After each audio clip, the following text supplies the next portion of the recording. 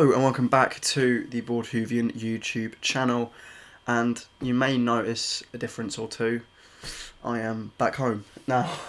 Yeah, I did mean to try and record this whole series before I came back, but stuff came up in my final week at university where I just did not have the time to get this done.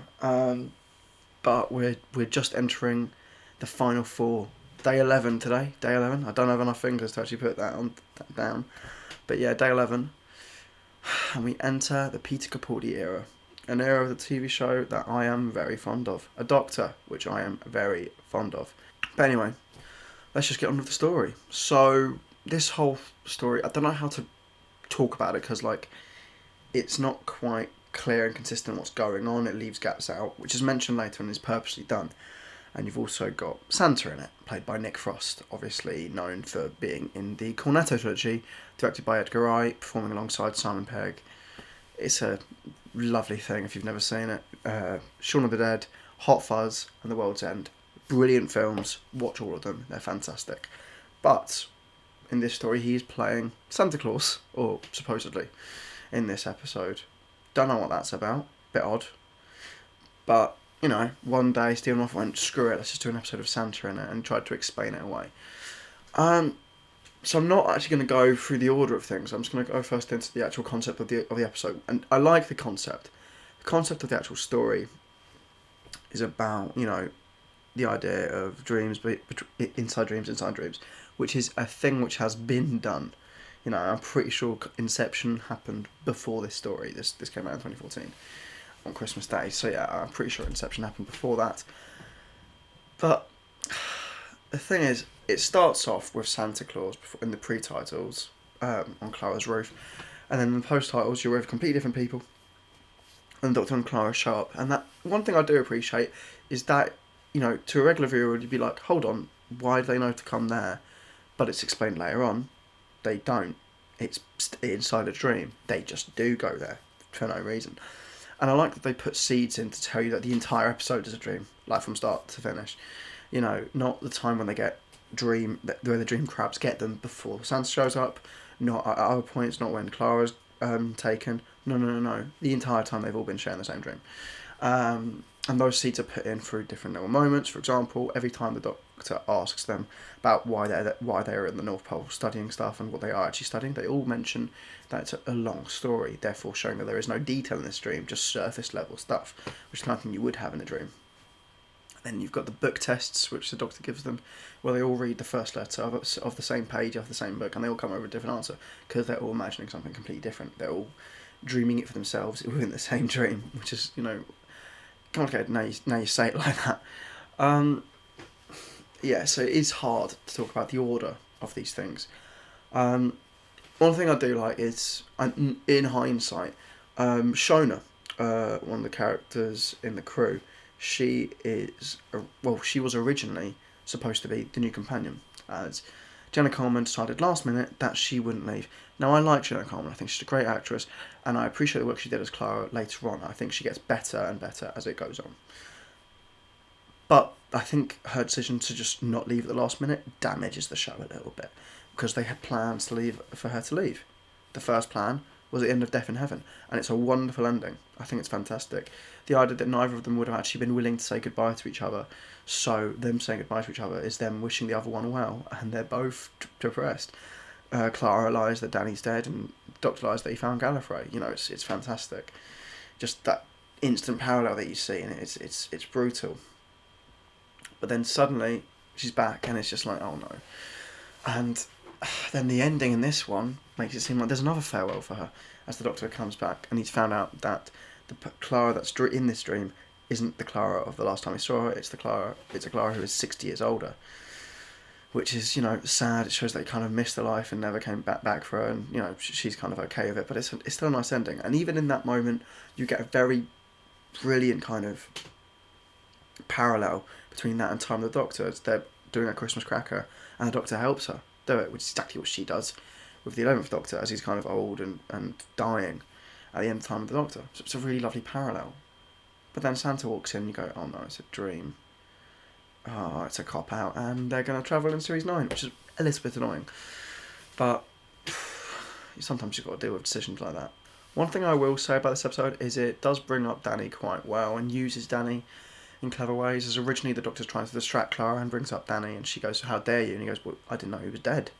And they have to, talk about it and they have to confront it, this problem that they've got, and they realise they both lied to each other. And then, of course, when Clara gets sucked into the dream within a dream within a dream within a dream, she sees Danny, and I love that scene because you've got all of the words around her, like dying, dying, dying, dying, dying. Clara, you're dying. All this dreaming. It's brilliantly directed. It's a really good scene, and I do like that. But it just shows her inner turmoil and her not willing to accept the fact that he is dead, which is a good way of confronting it, as.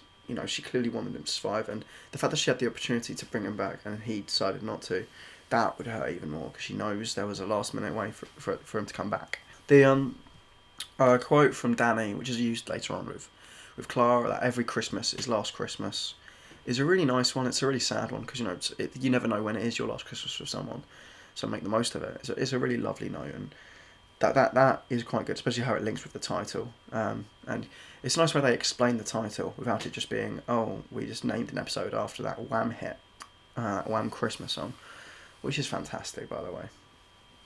But that makes it just that little bit more irritating that at the start of the episode, when Shona listens to a Christmas song to distract her, she isn't listening to Last Christmas. She's listening to, So Here It Is, Merry Christmas. I forget the title of that one, but that's what I'd call it. I think that's the one by Slade. I'm not too sure. But yeah, that's a very good one. But why not listen to Last Christmas? It's legit the title of the episode. But moving on. When they first confront Santa properly in the episode, when he tries to save them, where they are obviously in a dream, Shona asks the Doctor, "Am I dreaming?" And I like that because, again, it's good foreshadowing. Even in stories where I might not think they're amazing masterpieces, there's clever writing techniques here. There's very good little bits of foreshadowing, which on a first viewing you won't notice, but on a second viewing, yeah, you will, because you know what the ending's going to be. You know what it's setting up. The explanation for Santa I actually quite like. The idea that Santa is their brains trying to convince them that it's a dream, trying to introduce something that they know isn't real. Now, if there are any kids watching, Santa is real, but in this, he isn't real. Which is sad. But yeah, it's really nice how with Santa, with this whole story of him, even though he's a figment of their imagination, he's still the hero, because he's a part of their brain trying to convince them, trying to protect them, and trying to get them to wake up. And that's really lovely. Even then, even though Santa isn't real in this story, he's still the hero, which is quite fun. I do like, aspects of this story. The idea that the moments where they realise they're in a dream, for example, later on when the Doctor and Clara are realising that they were probably in a dream the whole time, and Clara goes, "How the hell was Santa on my roof?" They're like, "Oh God, this was all a dream." And then, the Doctor asks Clara, "Why did we come here?" And she can't come up with a reason. It's all fantastic, well done. She comes up with, it's a long story, which is mentioned earlier, but it's very good how they suddenly realise they've never been awake. Why would the Doctor come back to Clara? It came out of nowhere. This story is a means to get Clara to the Doctor. At the end of the episode, that's the end goal. But before that, we obviously get the scene on the sleigh, where they're still in a dream and they're all slowly waking up one by one. I really like it when Bellows wakes up, because it's just sad. It's a bit of a sad moment because she's woken up from the dream and she's in a wheelchair, showing that was the aspect of her dream, which because her first thought is just looking down, and she realises she can't walk, which is a really sad moment, obviously.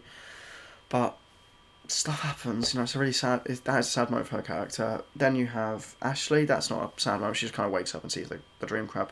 Shona's kind of in a flat on her own with tons of mess, and the whole story helps her realise to I think probably forgive an ex-boyfriend or something, or someone she's just split from, as she ticks on her list of Christmas things, forgive Dave. And it's just a small moment, meaningless moment. You don't know who the hell Dave is, but it's a nice little moment for her. And she was going to be the next companion if it wasn't for Clara. And I've got to say, I like her energy in this, and I think if she was going to be the new companion, as they would have known performing it. Right, no, Clara is leaving for definite. They would have probably put more in there. And I do like her. I do like her in this story. not enough to be a companion because there's not enough for her to do. But if she was going to be a companion, they would have probably added in. That's my main point on her. But yeah, as I've mentioned, you know, the whole Clara coming and going, her being old and then not being old, it's just a bit annoying because it's like you had a really good ending, then you had an okay ending, and you know you're setting yourself up to have a poor ending. And I may talk about Face the Raven and Hellbent one day, but you know today's not the day, so I won't reveal my opinions on those two episodes. But you know, I did find it irritating at the time, not because I wanted Clara to go, but because I was just wondering why the hell hasn't she gone?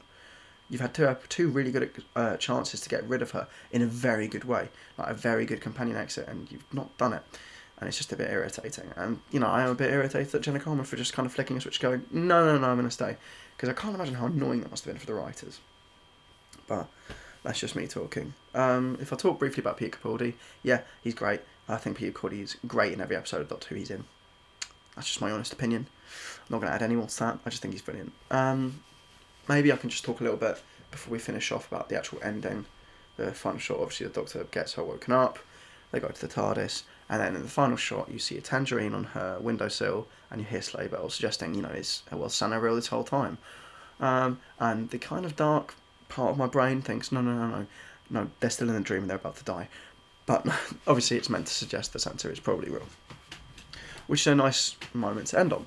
It kind of leaves it open for the kids.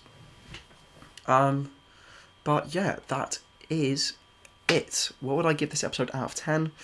I don't know. I just feel it's harmless fluff. There's not much in there to actually watch compared to other stories which I've reviewed so far. I don't know. It's like a 4.5 out of 10, but like a 4.5 out of 10 I can watch and not have a go at. There's nothing offensive in here. It's just, there's not much there to be offended at. It's just kind of fine.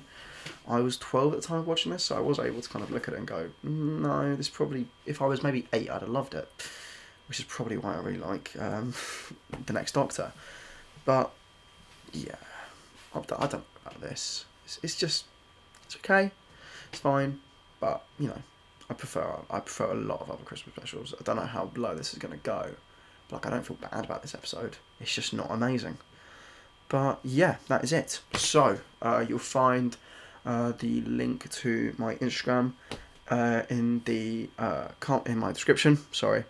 And all like the other credits and stuff which I've got for my title sequence and everything. Also, if you like the video, please drop a like. Really, that'd be really helpful. You know, what do you think of this episode? Comment below what you think. Do you agree with my opinion? Do you disagree? Is this your favourite Christmas special? You know, comment below. And also, if you want to see more content like this or different content, if you look through my channel, I try and do different stuff, then please subscribe. And also, if you want to be notified whenever I upload, ding the bell for notifications, so every time I upload a video, you'll be one of the first people to know. But yeah, that is it from me.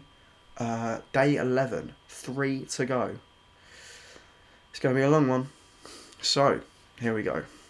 I've been the Bored Whovian, and I'll see you around. Merry Christmas.